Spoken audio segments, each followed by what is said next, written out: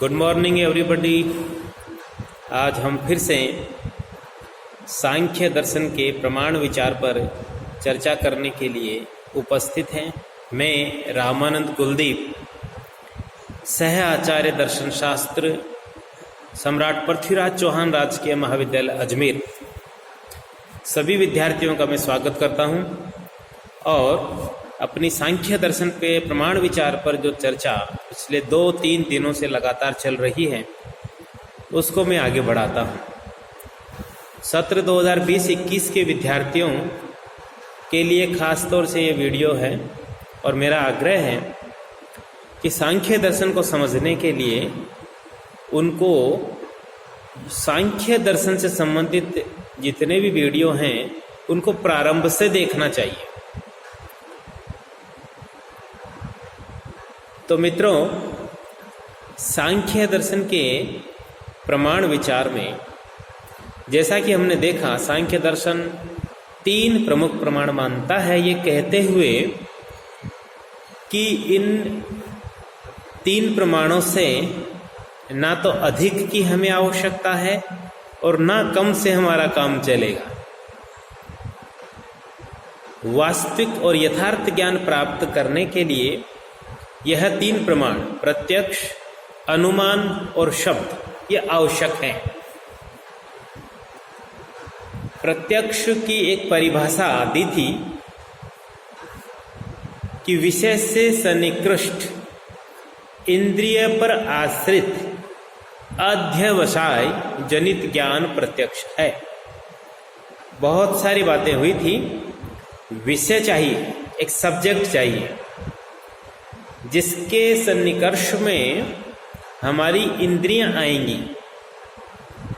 तो विषय हो गया, इंद्रियां हो गई, फिर मन है, क्योंकि सांख्य में मन को भी एक आंतरिक इंद्रिय माना है, और फिर बुद्धि और तत्पश्चात आत्मा।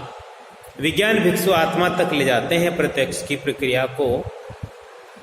प्रत्यक्ष को सांख्य दर्शन में 2 भागों में बांटा था, निर्विकल्प प्रत्यक्ष और सविकल्प प्रत्यक्ष। बात ये भी की थी कि न्याय दर्शन, जो भारतीय दर्शन का एक और प्रमुख दार्शनिक परंपरा है, जिसमें खास तौर से तर्क विधा पर, लॉजिक पर, अनुमान पर विशेष रूप से चर्चा की गई है, या कह लीजिए प्रमाण विचार पर हमने एक तुलनात्मक अध्ययन वहां पर किया और वहां इंद्रियार्थ सन्निकर्ष जन्य अव्यभिचारी ज्ञान को प्रत्यक्ष कहा। यानी उसमें दोष नहीं होना चाहिए, ज्ञान में किसी प्रकार का दोष नहीं होना चाहिए। लेकिन एक चीज याद रखिएगा कि सांख्य दर्शन में जो प्रमाण से जो विषय ज्ञात होता है उस विषय में 3 विशिष्टताएं होनी चाहिए: असंदिग्ध, अविपरीत और अनधिगत।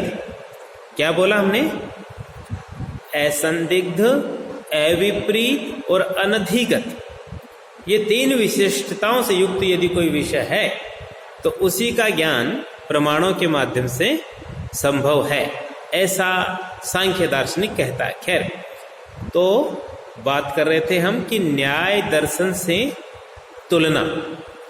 तो कभी कभी ऐसा प्रश्न पूछ लिया जाता है कि सांख्य दर्शन के प्रमाण विचार की न्याय दर्शन से तुलना करते हुए समीक्षा करें।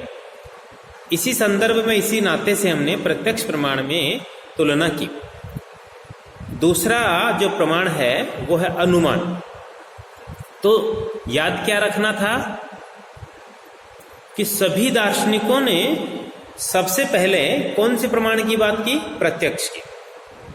और इसीलिए प्रत्यक्ष को हम ज्येष्ठ प्रमाण कहते हैं, प्रथम प्रमाण कहते हैं। अगले जो भी प्रमाण हैं वो सब इस पर आश्रित हैं किसी न किसी रूप में। और खासतौर से अनुमान प्रमाण, जिस पर सर्वाधिक चर्चा भारतीय दर्शन में देखने को मिलती है, उसके लिए प्रत्यक्ष प्रमाण जरूरी है। तो अनुमान के संदर्भ में हमने जो बात की थी, अनुमान ज्ञान, अनुमान प्रमाण क्या होता है? सांख्य ने सबसे पहले समझाने का प्रयास किया था कि जो लोग अनुमान की सत्ता को स्वीकार नहीं करते उनको ये स्वीकार इसलिए करना चाहिए क्योंकि दूसरे व्यक्ति के मनुष्य में, चित्त में स्थित अज्ञान, संदेह आदि का ज्ञान हमें अनुमान से ही होता है। और यदि हम अनुमान को प्रमाण नहीं मानेंगे तो हम दूसरों के संदर्भ में कि वह ज्ञानी है, वो संदेहयुक्त है, उसका ज्ञान ठीक नहीं है, ऐसा कहने में सक्षम नहीं होंगे। इसलिए सांख्य दर्शन ने जो है अनुमान को प्रमाण माना और मानना जरूरी समझा। अनुमान का मतलब होता है ज्ञात से अज्ञात की ओर जाना, एक ज्ञान से दूसरे ज्ञान की ओर जाना। अनुमान में लिंग और लिंगी के बीच संबंध का ज्ञान ये जरूरी है, और इसको दार्शनिकों ने व्याप्ति शब्द के द्वारा संबोधित किया। व्याप्ति, मैं पिछली क्लासों में भी बोल चुका हूं कि व्याप्ति जो है वो अनुमान का प्राण है। बिना व्याप्ति को जाने समझे अनुमान को नहीं समझ सकते। तो व्याप्ति होती क्या है? सांख्य की भाषा में लिंग और लिंगे ये जो दो शब्द हैं, मैं इनको फिर से स्पष्ट कर दूं। लिंग का अर्थ है साधन, हेतु या व्याप्य, और लिंगी का अर्थ है साध्य या व्यापक। तो हेतु और साध्य या साधन और साध्य के बीच जो एक नित्य संबंध पाया जाता है, उस नित्य संबंध को ही व्याप्ति कहते हैं। व्याप्ति की यदि कोई सरल परिभाषा दें ताकि हर विद्यार्थी को समझ में आ सके, तो वह परिभाषा है कि दो वस्तुओं, दो घटनाओं के बीच पाए जाने वाला नित्य साहचर्य। नित्य साहचर्य माने नित्य संबंध, अविनाभाव संबंध, कि दो वस्तुएं जिनकी हम बात कर रहे हैं वो कभी एक दूसरे से अलग नहीं हो सकती। यद्यपि व्याप्ति के वर्गीकरण को देखें तो समव्याप्ति और विषम व्याप्ति, इस तरह का एक वर्गीकरण हम पाते हैं। खैर, फिलहाल व्याप्ति के विस्तार में जाने की आवश्यकता यहाँ नहीं है। तो व्याप्ति अनुमान का प्राण है।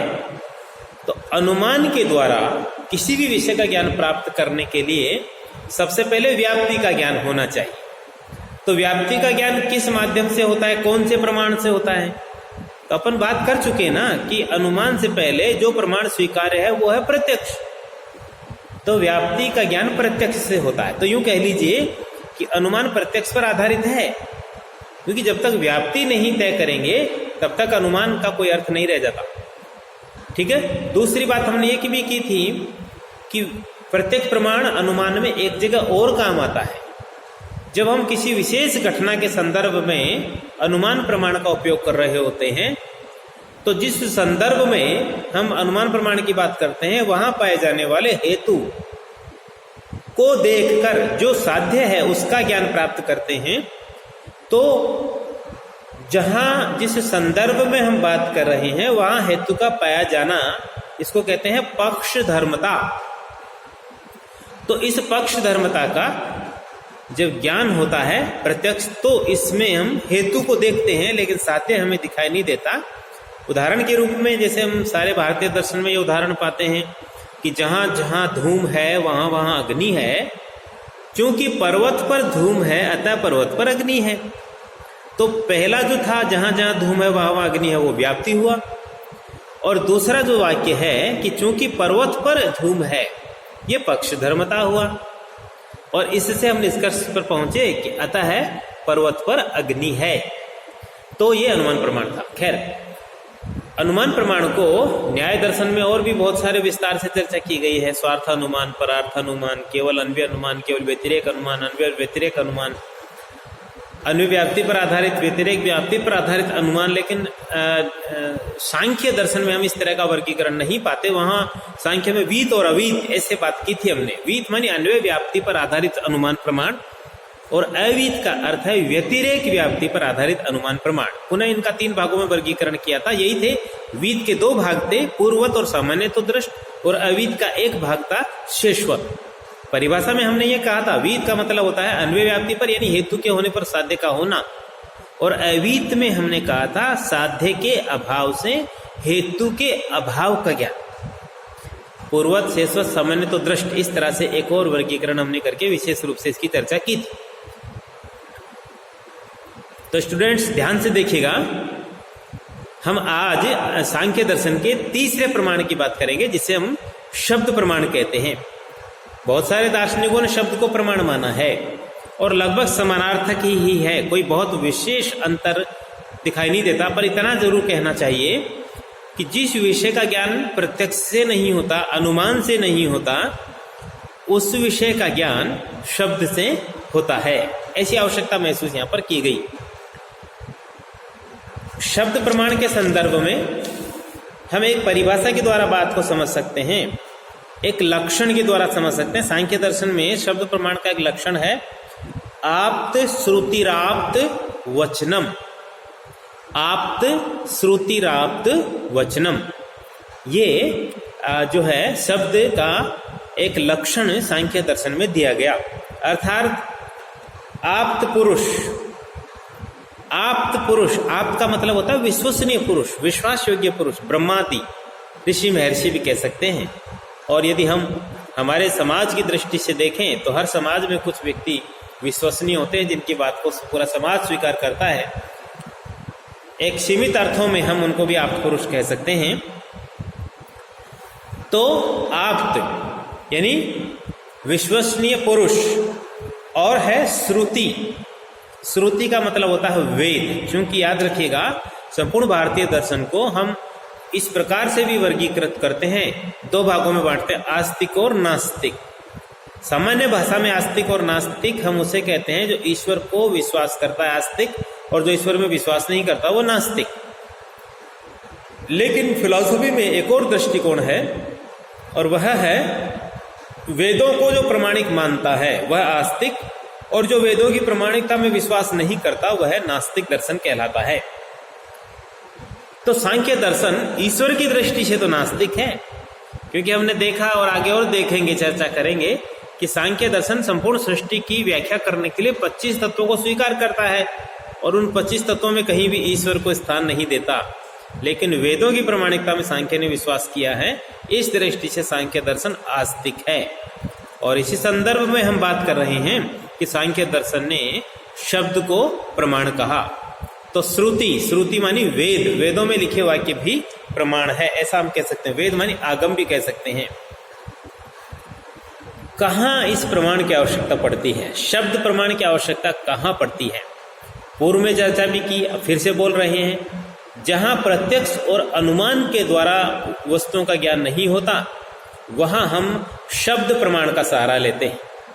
ठीक है, यदि कोई प्रत्यक्ष है, साक्षात है, और जो 3 लक्षण हमने शुरू में बताए थे, असंदिग्ध, अविपरीत और अनधिगत, यदि विषय में ये विशेषताएं हैं, ये लक्षण हैं, तो फिर हम प्रत्यक्ष से ज्ञान करेंगे।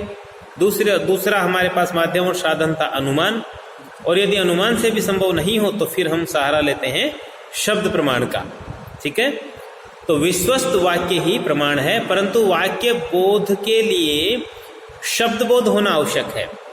यहाँ एक शर्त जोड़ दी कि चाहे वो श्रुति वाक्य हो, चाहे वो आप्त पुरुष का कथन हो, उसका ज्ञान प्राप्त करने के लिए शब्द ज्ञान पहले होना चाहिए। कैसे समझेंगे इस बात को? तो मान लीजिए किसी व्यक्ति ने कोई बात समझाई, लेकिन उसने बहुत गूढ़ शब्दों का, बहुत कठिन शब्दों का, जटिल शब्दों का प्रयोग किया जिनका अर्थ हम नहीं जानते। तो यदि शब्द बोध नहीं है तो उसके द्वारा कही गई बात हमारे समझ में नहीं आएगी। इसलिए यहाँ पर यह बताया गया कि वाक्य बोध के लिए जो श्रुति के द्वारा हो या आप पुरुष के द्वारा हो, शब्द बोध होना जरूरी है। तो शब्द प्रमाण की खास बात यह है कि श्रोता अर्थात जो सुन रहा है, कर्णेंद्रिय के द्वारा, श्रवणेंद्रिय के द्वारा वक्ता के कथन को सुनने और निश्चय करने के बीच किसी प्रकार का तर्क नहीं करता। वो ये मानकर चलता है कि जो वक्ता है वो जो कह रहा है वो निश्चित है, उसमें कोई संदेह उसको नहीं है। प्रमाण तो तभी माना जाएगा यदि उसमें प्रश्न लगा दिया, तो फिर प्रमाण कैसा? प्रमाण शब्द का मतलब हम बात करते हैं यथार्थ ज्ञान का साधन। तो यदि हमने शब्द को प्रमाण माना है, किसी आप पुरुष के कथन को प्रमाण माना है, तो फिर वहां तर्क की कोई गुंजाइश नहीं रहती। ठीक है, शब्द प्रमाण के इसी आधार पर 2 भेद करते हैं हम, लौकिक और वैदिक। लौकिक में क्या आता है? वही साधारण विश्वास प्राप्त व्यक्तियों के आप्तवचन कथन, और वैदिक में मैंने कहा श्रुति वाक्य, वेद वाक्य, वो जो है वैदिक प्रमाण के अंतर्गत आता है। अंत में ये देखें कि कुछ विद्वानों ने सांख्य के संदर्भ में एक बात कही कि यदि हमें प्रत्यक्ष और अनुमान इन दो प्रमाणों के माध्यम से किसी विषय का ज्ञान नहीं हो रहा तो उस विषय को मानने की आवश्यकता ही क्या है, अर्थात उसके अस्तित्व को अस्वीकार ही क्यों नहीं कर दें। जो वस्तु दृष्टिगोचर नहीं होती, उपलब्ध नहीं होती, उसका अभाव ही क्यों ना मान लिया जाए कि वो है ही नहीं, ऐसा क्यों नहीं मान लिया जाए। जैसे आकाश कुसुम, शश श्रृंग आदि। शश श्रृंग आकाश कुसुम, आकाश में फैलने वाली कोई बैल लता, पुष्पलता। शश श्रृंग माने खरगोश के सींग, जो संभव नहीं है। तो ये चीजें संसार में है ही नहीं, तो दृष्टिगोचर होगी कहाँ, तो इनका अभाव माना जाता है। तो ऐसे ही कोई और वस्तु भी यदि प्रत्यक्ष और अनुमान से ज्ञात नहीं हो रही, दृष्टिगोचर नहीं हो रही, तो बजाय शब्द प्रमाण के उसका अभाव ही क्यों न मान लिया जाए। एक ऐसी चर्चा यहाँ पर की गई। पर सांख्य चूंकि तीसरे प्रमाण के रूप में शब्द को प्रमाण मानता है, तो यदि कोई शब्द को प्रमाण मानता है तो फिर वो शब्द को उसके पक्ष में तर्क देता है कि किसी वस्तु के दृष्टिगोचर नहीं होने से उसका अभाव मानना जरूरी नहीं है, क्योंकि कई ऐसे कारण हो सकते हैं कि वस्तु अस्तित्ववान हो और दृष्टिगोचर नहीं हो। तो सांख्य ने यहाँ पर कुछ ऐसे उदाहरण गिनाए हैं, ऐसे कारण गिनाए हैं कि वस्तु होते हुए भी दृष्टिगोचर नहीं होती। इसके कुछ उदाहरण हैं। क्या है? जैसे अति दूरात, अत्यधिक दूर होने के कारण। सामीप्यात, बहुत अधिक समीप होने के कारण। मैं तो बच्चों को जब पढ़ाता हूँ क्लास में तो उदाहरण ये देता हूँ कि आप अपनी किताब को आंखों के पास लगाइए और आंखों के पास लगा के पढ़ के दिखाइए, तो साहब थोड़ी तो दूरी चाहिए। बिल्कुल आंखों के चिपका लेंगे तो वस्तु को, तो उसको पढ़ेंगे कैसे पुस्तक को। मानी बहुत समीप होने पर भी कई बार वस्तु दिखाई नहीं देती। कहने का तात्पर्य यहाँ पर यह है। तीसरा है इंद्रिय घातात, यानी कोई इंद्रिय नष्ट हो जाए, अंधा हो जाए, बहरा हो जाए।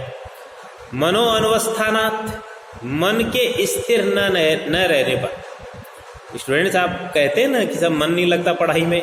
जब मन नहीं लग रहा होता है तो विषय समझ में नहीं आता। कितनी ही बार हम रिवीजन कर लेते हैं एक चैप्टर की, एक लेसन की, या फिर एक पार्ट की, या एक पेज की।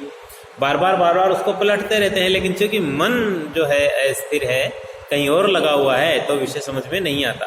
तो मन की स्थिर न होने की अवस्था में भी विषय होते हुए भी उसका ज्ञान नहीं होता। तो ऐसी स्थिति में अभाव मानने की आवश्यकता नहीं है। सूक्ष्म्यात्, यानी कोई वस्तु अति सूक्ष्म है। आज के ज़माने में देख लीजिए आप, वर्तमान जो मैं जिस दिन वीडियो डाउनलोड कर रहा हूँ, आज के दिन में हमारे भारत में कोरोना से 25,000 से अधिक व्यक्ति जो हैं वो संक्रमित पाए गए। तो कोरोना वायरस जो है वो इतना सूक्ष्म है कि आंखों से दिखाई नहीं देता। उसके लिए एक विशेष प्रकार की सूक्ष्म जो है वो यंत्र, दूरबीन टाइप का जो चाहिए। तो बहुत ही सूक्ष्म होने पर व्यवधानात्, कोई व्यवधान हो जाए। अभिभवात्, पराभूत होने के कारण, जैसे कोई वस्तु किसी अन्य के द्वारा ढक ली जाए। सूर्य ग्रहण और चंद्र ग्रहण वगैरह वगैरह जब आप देखते हैं, और कोई उदाहरण ले सकते हैं, जैसे ट्रेन के इस हिस्से में आप खड़े, दूसरे हिस्से में आपका मित्र। तो चूंकि ट्रेन इतनी बड़ी चौड़ी होती है कि उससे आपका मित्र दिखाई नहीं देता, तो होते हुए भी दिखाई नहीं दिया। और समानाभिहारात, यानी समान वस्तु में मिल जाने के कारण। कोई वस्तु ऐसी है कि एक जैसी है और वो उस जैसी किसी वस्तु में मिल जाए, तो अपनी वस्तु को पहचानना, देखना संभव नहीं होता। ये 8 कारण सांख्य में गिनाए गए हैं, जो ये सिद्ध करते हैं कि वस्तु होते हुए भी, सत्तावान होते हुए भी वो दिखाई नहीं देती। ऐसी स्थिति में उसका अभाव मानने की आवश्यकता नहीं है। हमें यहाँ पर शब्द प्रमाण की आवश्यकता पड़ती है। प्रत्यक्ष और अनुमान से उसका ज्ञान नहीं हो रहा, तो शब्द के द्वारा हम उसका ज्ञान प्राप्त करते हैं।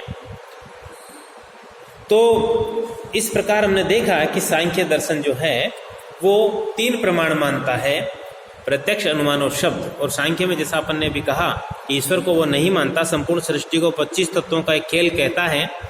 तो इन 25 तत्वों में से एक है पुरुष, जिसको हम आत्मा कहते हैं, दूसरा है प्रकृति, और बाकी 23 तत्व जो है वो प्रकृति से उत्पन्न होते हैं। तो प्रकृति जो एक मूल तत्व है सांख्य दर्शन के अनुसार, वह सूक्ष्म है, अति सूक्ष्म है। तो उसका भी प्रत्यक्ष नहीं होता, नई शब्द से ज्ञात होती है। तो उसके लिए अनुमान की आवश्यकता होती है, ऐसा सांख्य दर्शन कहता है। चलिए चर्चा को कल फिर आगे बढ़ाएंगे। आज इतना ही। जय हिंद, जय भारत।